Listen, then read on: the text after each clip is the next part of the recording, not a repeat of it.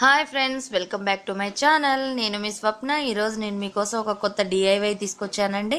ఇదిగోండి, ఇది roses garland. చూడండి ఎలా బాగుంది కదా. ఇది ఏ విధంగా తయారు చేసుకోవాలి ఏంటి అన్నది నేను చూపిస్తాను.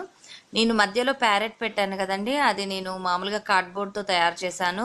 జస్ట్ షేప్ గీసేసి పేపర్స్తో కటింగ్ చేశాను. బ్యాక్ సైడ్ చిన్నగా సాటిన్ రిబ్బన్తో నేను అటాచ్ చేశాను. కింద రోజెస్ కూడా అంతేనండి, సాటిన్ రిబ్బన్ కి రోజెస్ ని అటాచ్ చేసి కింద మనం అటాచ్ చేసుకోవాలి. అది నేను ఈ వీడియోలో పెట్టలేదండి, మిస్ అయింది. ఇప్పుడు ఈ వీడియోని లాస్ట్ దాకా చూడండి, అప్పుడు మీకు క్లియర్ గా అర్థమవుతుంది. ఈ వీడియో కనుక మీకు నచ్చినట్టయితే సబ్స్క్రైబ్ అవ్వండి, నా ఛానల్ కి లైక్ చేయండి, షేర్ చేయడం మర్చిపోవద్దండి. బాయ్. నెక్స్ట్ వీడియో చూద్దామా తయారు చేయడం. కావాల్సినవి అండి, ఫస్ట్ మనకి ఈ విధంగా పేపర్స్ దొరుకుతాయి. ఇవి కలర్ షీట్స్ అంటారు. ఇవి చిన్న సైజులో ఉంటాయి, A4 సైజులో. ఇవి మనకి ఏ కలర్ కావాలంటే ఆ కలర్ తీసుకోవచ్చు. నేనైతే ఆరెంజ్ తీసుకున్నారు. ఇందులో రెడ్ కలరు, బ్లూ కలరు, అట్లా మీకు నచ్చిన చాయిస్ని బట్టి మీరు చేసుకోవచ్చు. నెక్స్ట్ పెన్సిల్ కావాలి.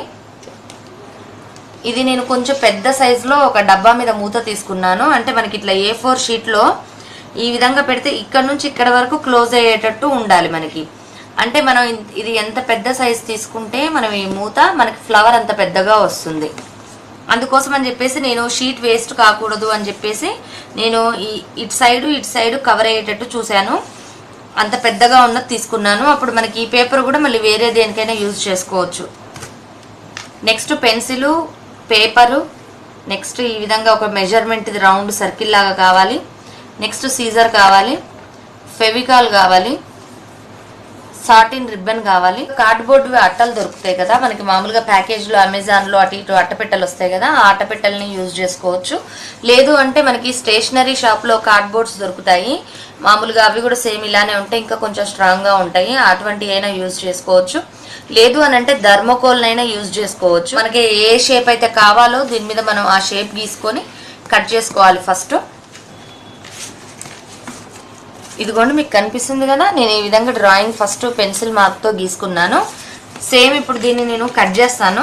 మళ్ళీ అలానే మనం లోపల కూడా మళ్ళీ ఇంకోలాగా కొంచెం దీనికి లైన్స్ గీసుకోవాలి. ఎందుకంటే మనం ఇక్కడ ఫ్లవర్స్ని స్టిక్ చేస్తాం కాబట్టి. మనం ఇప్పుడు సీజర్తోనైనా కట్ చేసుకోవచ్చు. లేదు అని అంటే మనం కట్టర్స్ ఉంటాయి కదా, దాంతోనైనా కట్ చేసుకోవచ్చు. ఇదిగోండి, ఈ విధంగా నేను ఇట్లా మధ్యకి చేశాను. ఇలా 2 షీట్స్ తీసుకున్నాను. ఇప్పుడు 1 బై 1 పెట్టుకుంటే మనకు కొంచెం సపోర్ట్గా ఉంటుంది. ఇప్పుడు దీన్ని గంబెట్టి అంటించేసుకోవాలి ఫస్ట్.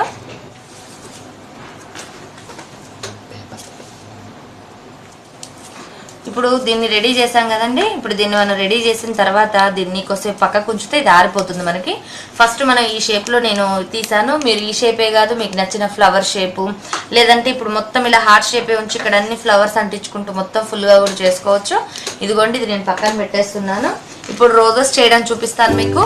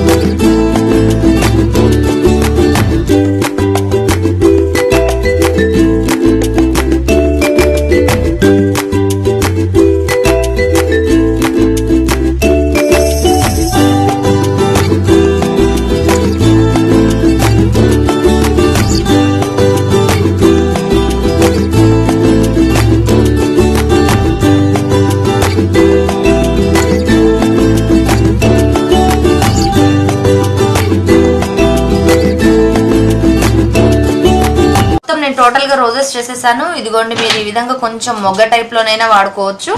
నేనైతే ఇలా ఫుల్ రోజ్ కింద మార్చి ఫుల్ రోజ్ కింద చేశాను. ఇప్పుడు నేను చూపించిన దాంట్లోనే మీరు కొంచెం మీకు ట్రై చేస్తూ ఉంటే మీకు అర్థమైపోద్ది.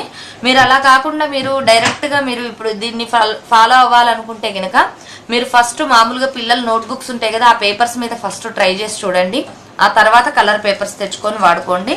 ఎందుకనంటే మనం ట్రై చేసేటప్పుడు మనకి తొందరగా రావు ఫ్లవర్స్, కొంచెం కష్టం అవుతుంది. అలాంటప్పుడు మనం ముందు డైరెక్ట్గా ఈ పేపర్స్ మీద కనుక వాడుకుంటే మనకి వేస్ట్ అయిపోతుంది కదా పేపరు. ఒక్కొక్క పేపర్ 2 రూపీస్ కాస్ట్ ఉంటుంది. ఇప్పుడు వీటిని మనం మొత్తం చేసి పెట్టేసుకున్నాం కదా. నెక్స్ట్ ఇప్పుడు దీన్ని కూడా మనం ఏం చేయాలంటే యాస్టీజ్ ఈ విధంగానే ఉంచేసుకొని మనం ఇట్లా అటాచ్ చేసేసుకోవచ్చండి.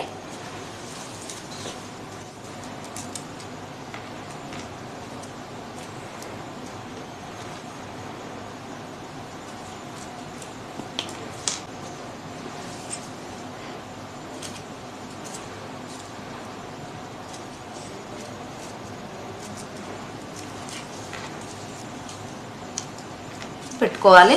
ఈ విధంగా పెట్టుకున్న తర్వాత మనకి ఇక్కడ గ్యాప్స్ లో కనిపిస్తుంది కదా మనకి ఇది ఈ అట్ట కార్డ్బోర్డ్ ముక్క మనకి కనిపిస్తుంది.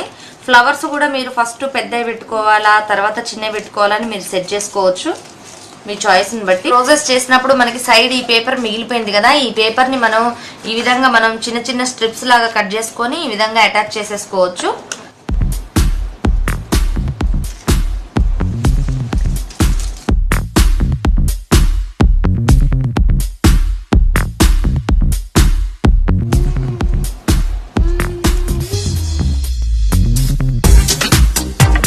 విధంగా తయారు చేశాను. మొత్తం దాని మీద అంతా గమ్మంతా రాసేసాను. ఇప్పుడు మనం దీన్ని యాస్టీజ్ ఈ విధంగానే ప్లెయిన్ గా ఉంచుకోవచ్చు, లేదంటే ఇక్కడ ఒక కార్డ్బోర్డ్ పెట్టుకోవచ్చు. ఇప్పుడు బ్యాక్ సైడ్ అంటిస్తున్నాను. అంటించే ముందు మనం ఇక్కడ ఈ దారం ఈ థ్రెడ్ తీసుకున్నాం కదా, ఇది సాటిన్ రిబ్బన్, ఈ హ్యాంగ్ని ఇదిగోండి ఈ విధంగా దీన్ని హ్యాంగ్ చేసేసాను బ్యాక్ సైడ్. ఇది నేను సూపర్ గ్లూ గమ్ ఉంటుంది కదా, అంటే ఫెవిక్విక్ తో అంటించేసాను. అప్పుడైతే తొందరగా అతుక్కుంటుంది, సాటిన్ కాబట్టి ఫెవికాల్ కి తొందరగా అతుక్కోదు, టైం తీసుకుంటుంది. ఇప్పుడు మనం బ్యాక్ సైడ్ కూడా మనం దీన్ని క్లోజ్ చేసేసుకోవాలి. ఇదిగోండి ఫ్రెండ్స్, ఇప్పుడు నేను రెడీ చేసేసాను కదా. దీన్ని మొత్తం ఫినిషింగ్ అంతా నేను ఇట్లా సైడ్స్కి వచ్చి నేను మొత్తం కట్ చేశాను. ఇప్పుడు మనకి సైడ్ కనిపిస్తుంది కదా, దీన్ని నేను ఒక ఫుల్ పేపర్ తీసుకున్నాను. ఈ లెంత్ మనకి ఎక్కువగా ఉంటుంది కదా పొడుగు, దాంట్లో ఈ విధంగా సన్నగా స్ట్రిప్స్ కట్ చేశాను. వీటిని ఇప్పుడు నేను ఇక్కడ అటాచ్ చేసేస్తాను. ఇదిగోండి నేను పేపర్స్తో మొత్తం తయారు చేయడం అయిపోయింది. మీరు పేపర్స్తో కాకపోయినా అక్రిలిక్ పెయింట్ వాడుకోవచ్చు. ఇప్పుడు నేను ముందు రోజెస్ని కరెక్ట్గా పెట్టి సెట్ చేసుకోవాలి ఫస్ట్ మనం, ఆ తర్వాత గమ్ పెట్టి అంటించుకోవాలి.